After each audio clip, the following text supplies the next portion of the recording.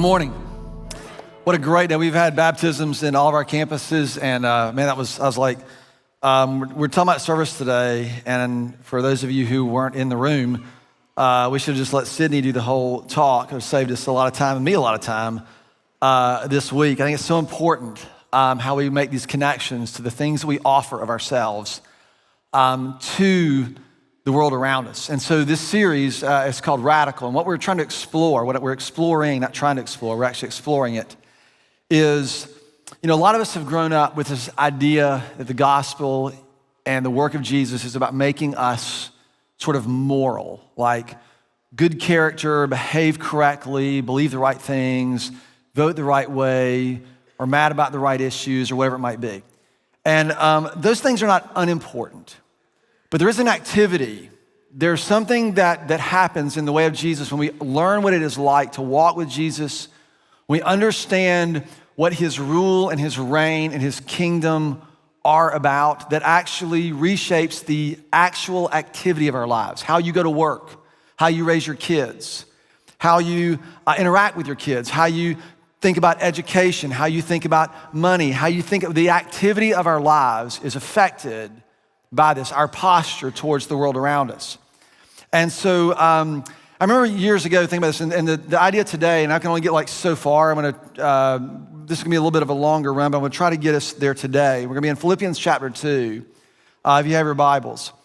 But a few years ago, I wrote this statement down. And I wrote it down as I was thinking about my kids. My kids were growing up, and you want your kids to find their purpose, and you're worried about all the things that are happening, and you want them to get the right job, the right major, the right career, all those things. I remember watching this unfold, and somewhere around, they were probably in college, one was in maybe starting high school, and so I wrote, watched them kind of develop in some really profound ways as I watch my kids. Now, obviously, I'm biased, they're my kids, I think they're great, and they really are great, but you get the idea. And I wrote down this because there were some things that came particularly as I watched this that just came very easily. It wasn't the sense of forcing or grabbing or trying to like, what was this? And the statement that I wrote down in my journal was, you don't find your purpose by trying to find your purpose. I think a lot of people, especially younger folks, you try to figure out what you're supposed to do. And if you figure it out when you're like 19, then you just execute that for the rest of your life. And it doesn't work like that. You find your purpose not by obsessing about finding your purpose. You find your purpose by giving yourself away. And I want to be really mindful because there's a lot of things we're going to have to unpack in that statement. But I think about my own kids' lives and experience here at the church. I'm grateful for Grow Zone, Treasure Island, Tsunami, Ripple Effect, Production, all these places where my kids obviously went through as students, but they actually served in those places. They got involved and they were surrounded by other adults who were also serving and sort of modeling and investing. And they learned very quickly that, when you just show up and you do things and you offer yourself, things happen. You find things and discover things. Both of my kids, their first jobs, they had bosses that just had a mindset of servant. My oldest daughter worked for a surf camp, and it was a very cool job when she was 14. But part of the camp, they would do these charity camps in the evenings that were for hearing impaired and visually impaired. And it was just a lot of, and you'd volunteer, this is what she began to do, and it was just sort of a posture of giving herself. And then over time, obviously it's not perfect, and you kind of wrestle and you wonder, am I doing what I'm supposed to be doing? All those things still happen. But what you find is that there's a limitless opportunities for us to offer ourselves to the world around us. I had this whole thing kind of scoped out of my head until I was sitting in a meeting Wednesday morning, and Rick Schaefer read a quote from a book he's reading. Now, Rick Schaefer is one of our pastors. He's one of the smartest people I know. I love Rick. He's been hugely influential in my life, and he always reads and finds these super random books that no one's ever heard about. And I'm reading it now. It's a small book, but the book is called A Manual of Knowing by Esther Lightcap Meek. How's that for an author? So he's reading this book, And so I just want to read you this quote. He says, because there's a definition of love that she gives. I'm thinking, I have a definition of love. Is it better than mine? And so he reads this definition. The definition says, love is the gift of oneself. Love is the gift of oneself. And I wrote it down in my journal, and I couldn't stop thinking about it. So I want to put it out there for you, and I hope that it will bother you and haunt you for the rest of the week as well. It's the gift of oneself. And so the question, and this is really speaks to the goal of this series, is how is it then that we're going to have the capacity, or where does the source to give ourselves come from? Where does it come from? Where are you going to get this? And the idea is that we mentioned last week that our goal is that you would be full enough to give yourself freely. Or stated another way, that you would be free enough to give yourself fully. Either way, both of these things are critical. And so I want to put this up there because a lot of us, we live in a culture where it's take, and there is no end to what you can give yourself to, and there's no end to people who will take from you. So I recognize that there's a lot of tension, there's a lot of boundaries. We're going to talk a little bit about that today. But for us to learn how to live in this way, for it to become a part of who we are and how we are, for us to understand the why, we're here to love, and love is this offering of ourselves, giving of ourselves, the gift of ourselves. We have to believe some things, we have to have some things, we have to live in a particular way to be available for that on a regular, ongoing basis. It has to happen. So service is both a needed discipline and it is an authentic expression. In other words, we want to be the kind of people whose serving is a part of our nature. We want to be servants. But you're not going to wake up every day and think, oh, I just want to give myself away today, right? So serving is also a needed discipline. You have to do things that deliberately put yourself in the posture of serving, whether it's in your home or in your organization or some other way. So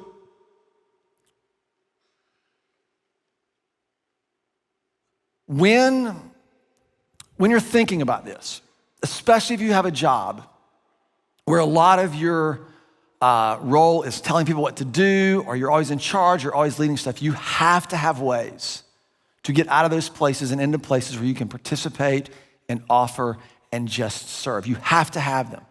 Because otherwise it messes up our perspective. So there's two things that I want to mention and then kind of step into this message. Number one is the radical reorientation. When I think about radical, I'm talking about the activity of the gospel. The radical reorientation is about our identity. This isn't about instructions that we are supposed to follow. It's about understanding that we are servants, that somehow we've got to become this kind of person, this kind of people. And number two, it's about allegiance. It's a way of life under a rule, under an authority, something that God has called us to live under that helps us or causes us to live in this particular way. So there's a way of living in Christ under his rule that is defined by the activity of our lives.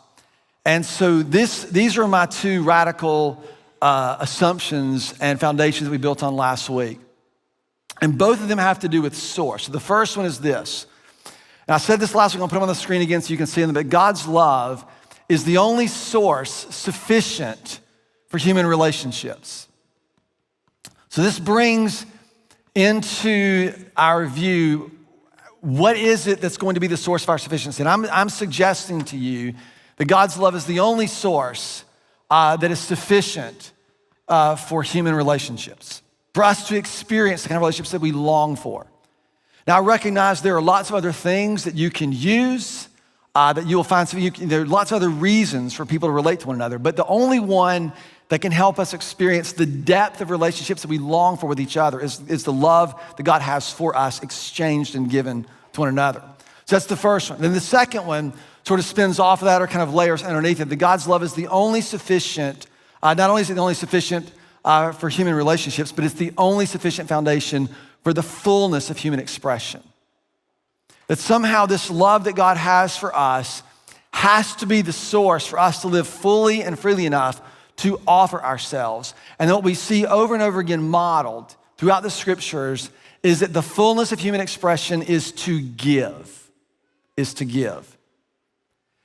We have to be able to get this somehow into our understanding. This began, right, in the most famous verse in the Bible, John 3:16. For God so loved the world, right? The expression of God's love for the world, he did what? He gave. And he gave his only begotten son, but you realize in doing that, he actually gave himself. Like this is what the whole narrative of the gospel is. God loved, and his love expresses himself. This fullness of humanity and human expression is to give of ourselves.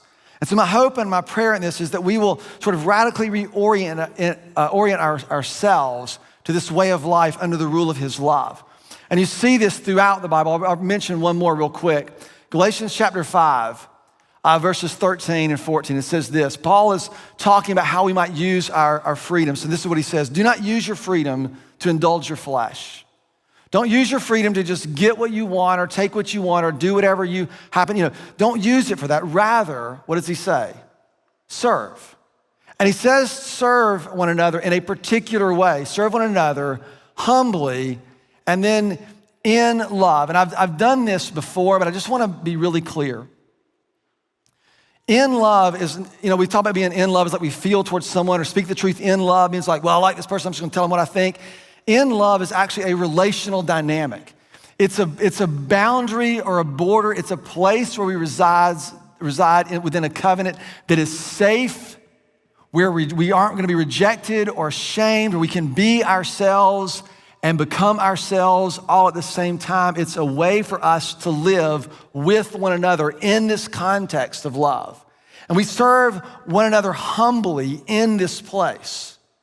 It's a relational understanding. It's how we cooperate and live together. And then as God's people, we serve one another in love, and then we serve the world, or we offer ourselves to the world from that place. So we've got to get these things first, because some of you, right, a lot of us, we think about boundaries, and if you're in a relationship where it's constantly, codependent or unhealthy, or these things, you need boundaries to keep from giving yourself, at the expense of yourself. This isn't like, well, I got to get full enough, and I got to get full. So this is about finding a way to live in a healthy way, but also a way that honors God. We live in a culture, right? We live in a culture where, we have basically moved into an area where we have to protect ourselves. We have to. We live in a culture that is marked by abuse. I mean, if you just look at what's happening, abuse would be one of the main markers, whether it's physical abuse or emotional abuse or verbal abuse or sexual abuse. The statistics are overwhelming. Child abuse, it's overwhelming. We live in a culture where abuse has become the norm. We abuse one another. And so we've learned that we have to protect ourselves. That's a reality. But what is happening? What's the cost of that?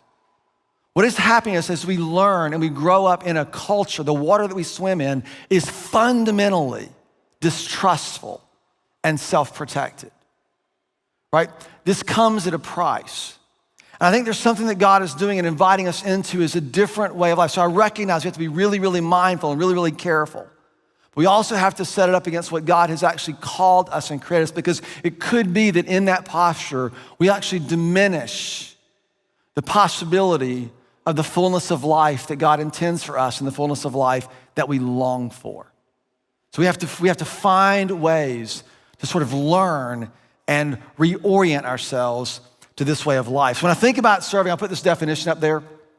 And this is what I used last week, just so you'll have it. Serving is both offering ourselves to another for their good, and it's also offering ourselves for the good of the world around us. It's both of those things, and we'll talk more about that in the weeks to come. When I think about this idea of how to define one thing, I often think of it in terms of its opposites. So for example, I thought, okay, if over here love is marked by being a servant, right? By this sense of offering ourselves, love is the gift of oneself, what would its opposite be? What would its opposite be? Over here, if you don't serve someone, the opposite would be that you withhold them from someone. It means you have the opportunity to do something, but you're gonna choose not to do it. And there might be valid reasons. This person might take advantage of it, they may not appreciate it. There's a lot of reasons why, but the opposite of just serving is to not do something, to withhold. So I began to think, what kind of person would withhold? So I actually Googled it. What kind of person withholds? And the word that came up was this word. It called them a preserver. I thought, this is kind of interesting. That somehow the opposite of these two things is to, do you notice this? To preserve. Do you know what it literally means? Like the definition, the origin of this word, it literally means to keep first. It means our whole default posture is, what am I gonna protect? What am I gonna hold? What am I gonna withhold? And then I'll decide how I'm going to enter in to give. Now, please hear me. I'm not suggesting there aren't reasons to be careful. What I'm saying is the first thoughts sort of begin to govern all the rest of our activity, the way we see the world. And when you begin to see what you're gonna protect first, more than likely, the sort of trajectory of that thinking is to become more cynical, to become more hesitant, to become more reserved, to become more isolated, right? All these things begin to happen. And so, one more quick aside, that wherever you derive your sufficiency, right, is gonna determine your way of life. It's gonna determine your center. And if somehow this way of life under the rule of God's love, if there's not gonna be some governing thing that holds us together, I began to think of this, not in terms of what's the opposite of love. I've done that before, talk about fear, talk about indifference. But what is the absence of love? What would it be like to live in a place where love doesn't govern? And most of us think it's terrible, it's hard, it's horrible. I'm gonna borrow a word from sociology.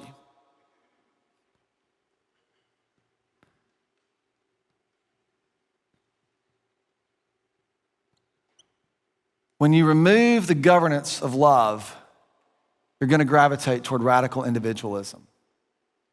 Something is gonna govern your life in order to protect yourself, and more than likely, it's going to be yourself. And you're going to actually begin to live in one of the most common values of our culture, which is the idea of self-sufficiency. Wherever you derive your sufficiency from will inevitably become your center. So if you are self-sufficient, what are you likely to become? Self-centered. We're not making judgments, we're just observing. This is what happens when love doesn't govern, because there's no other option. You don't have to hate, you don't have to be indifferent. Your first posture just has to be to protect yourself.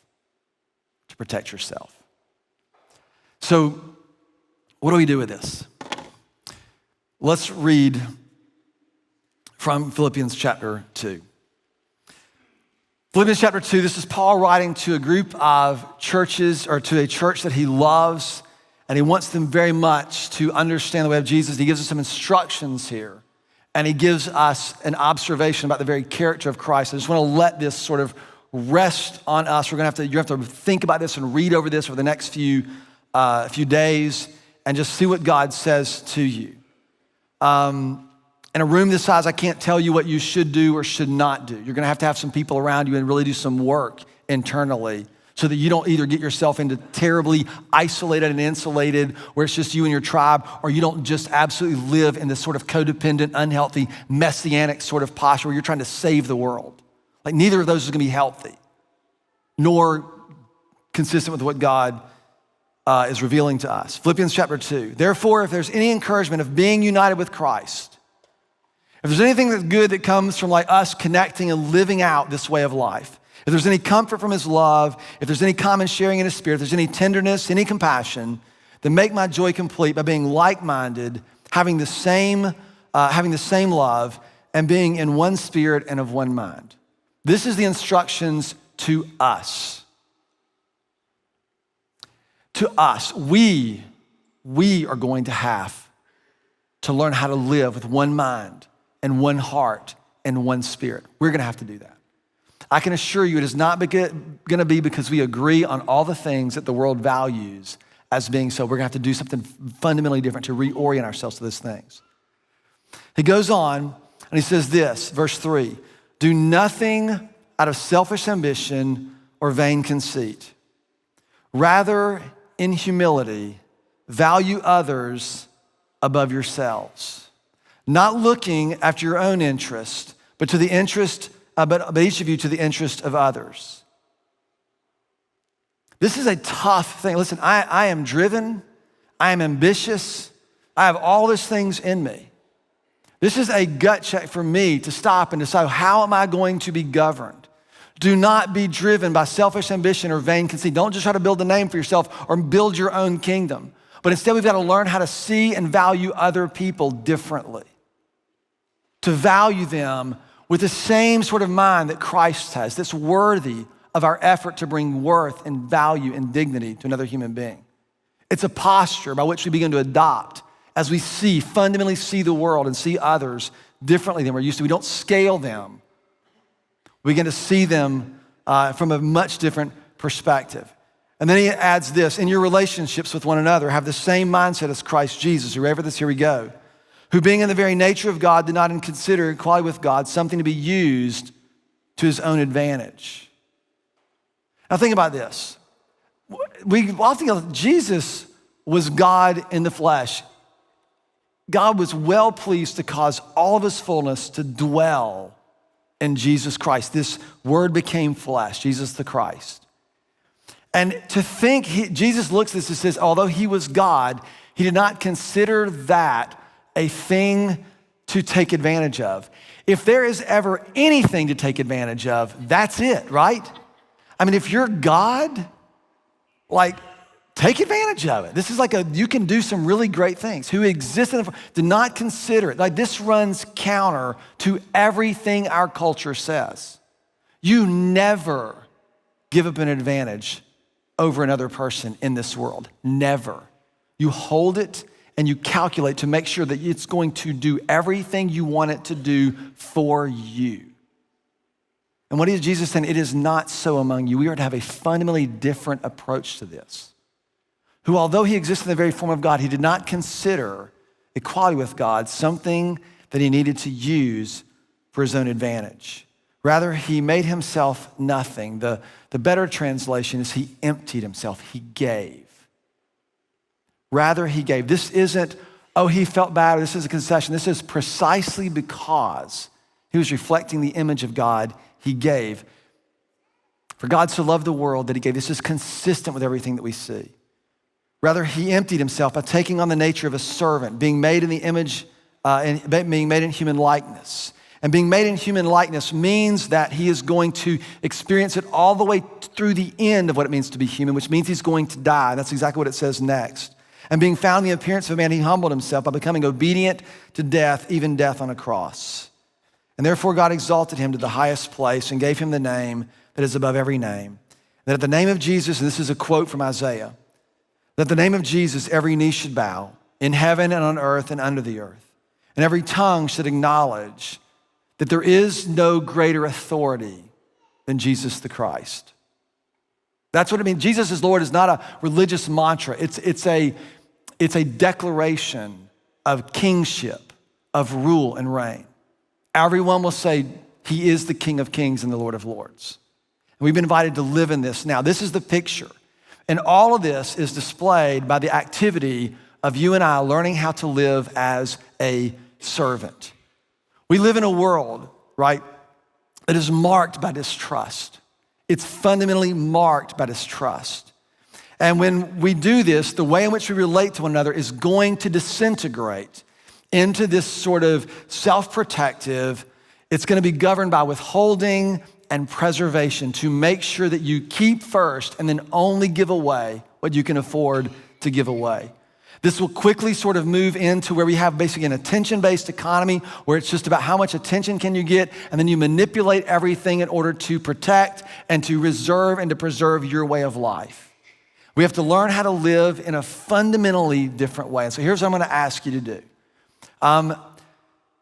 There are thousands of ways for us to serve. Some of you are already doing it. Some of you are already at the end of your rope doing it.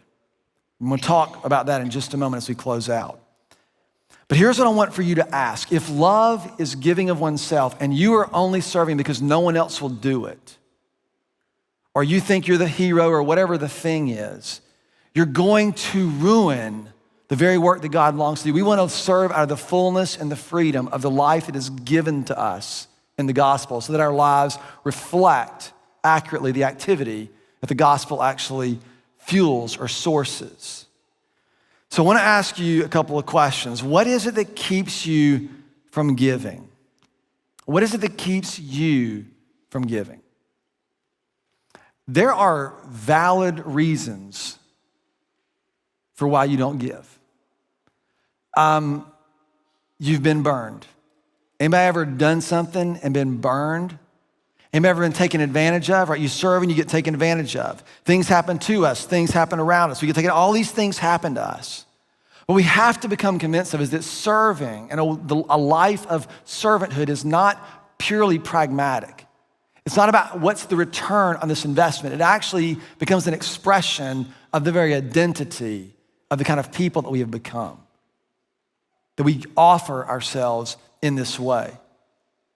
What if it were really true that you will only find your purpose when you learn to give your life away?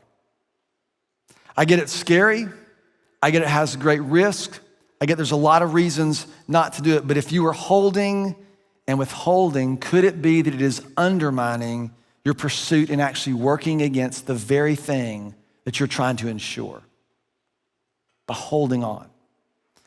So here's what I want you to do, and I'm going to make a suggestion to you in the last few minutes we have remaining. I want you to consider, and what I would do is I would sit down with my journal and my pen, and y'all knew I was going to say that. You can think about it in your car, but you won't remember it later.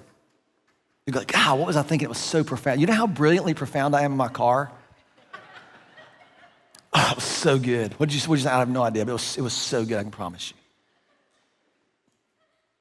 Write it down. What is it that keeps you from offering yourself? For some of you, it's just you don't believe you have anything to offer. Do you realize what I've learned after this for a long time? That never goes away. You get to a place you feel like, I'm still insecure, I'm still this, I'm still that. Why is it? What keeps you from offering yourself? Some of you, it's time, I get it. Some of you, some of you, this is what you're doing. You're a mom and you got like 2 little ones at home. And you're like, I don't do anything because that is giving of yourself, right? It's one of the most heroic ways. You're giving of yourself, and the only return maybe is they don't live with you when they're 35, right? That may be it, but at least, right, because you don't think you can squeeze anything, and you don't need to. You need to ask yourself this question, because you got to be realistic. There are places where you probably are giving yourself, and you don't give yourself any credit for that, because it's not doing some of these big things. But you just got to do some gut check. Number 2 is, what step can you take towards offering yourself? Everybody should do something. Everybody. Well, I'm not full enough, or I don't have it. Everybody should do something. The only way I have found to break the pull of me is to serve. It's to put myself in positions where I have to serve other people at a cost to me. It's the only way I found to do this. This isn't a vision to save the world. You don't have to save the world, right? But rather, we're learning to contribute to goodness and beauty in the way in which we live our lives by serving, and we're learning how to offer ourselves. We have to learn how to do this because this is not likely to happen in our normal way of life. If you preserve and you withhold and you shrink back into distrust, you're going to continue to undermine any hope that you have to live fully and freely. So I'm asking you to do something. Yes, you need boundaries. yes, you need boundaries because people will run roughshod over you. And yes, you also need community. You need people in your life who can tell you your boundaries are too loose and you need to stop letting people do that to you. And you need to trust them and you need to do that. Others of you, you need someone who can look at you and say your boundaries are too tall and you are becoming self-absorbed and protective and you need to give yourself. And you need people who can do both of those things in your life. We are learning how to do this. I'm not for a second advocating that we just sort of throw caution to the wind and not strategic. We're gonna be very strategic in what's happening. But what we need to be is a community of servants who are willing to give ourselves for the sake of what God wants to do through us and what he longs to do in the world. And he's waiting on people who are willing to give themselves to it. That's what we need. So here's what I would suggest. I mentioned earlier, my kids were immeasurably transformed. We heard it in our baptism story by basically serving. And if you've been burned or you're burned out or you are like, I don't trust anybody or I'm not full enough or I don't have this, I would invite you, I would encourage you to serve with us. To sign up and serve in Grow Zone or Treasure Island. Or do you know why? Because we desperately need volunteers. I'm just kidding. No, because we do, right? We could use some. Because you're going to be cared for. You're going to be protected. You're gonna meet people and connect with people, and you're gonna learn how to do something in the context of a relationship that perhaps you haven't experienced in any other part of your world or your life. And it's gonna begin to do something in you as you learn that somehow you can actually give yourself as you are learning to live in the fullness of life that God has made available to you. As we learn how to trust those things, it might be a great first step for you. Or others of you, you need to see how you're going to give yourself away in your home. So instead of coming home going, I've worked hard, need to just sit back and watch Sports Center. Maybe you just think your life of service has just begun. Or whatever it might be for your life. We've got to start, but it starts with you sort of getting alone by yourself and saying, what is it that keeps you from offering yourself? And be honest about it. And I would talk to someone that you trust. Talk to a trusted other about it as well. Because some of us can get very self-centered and not even be aware of it. And you need other people who can help you see this place. Some of you become sort of codependent and you live in these unhealthy places and you aren't even aware. You need people to help you see this. And then what would it be for you to take a single step, simple step, to begin to offer yourself? We have no idea what it might look like should this be the culture of us for a world, right, that desperately needs to see something different. Father, would you help us?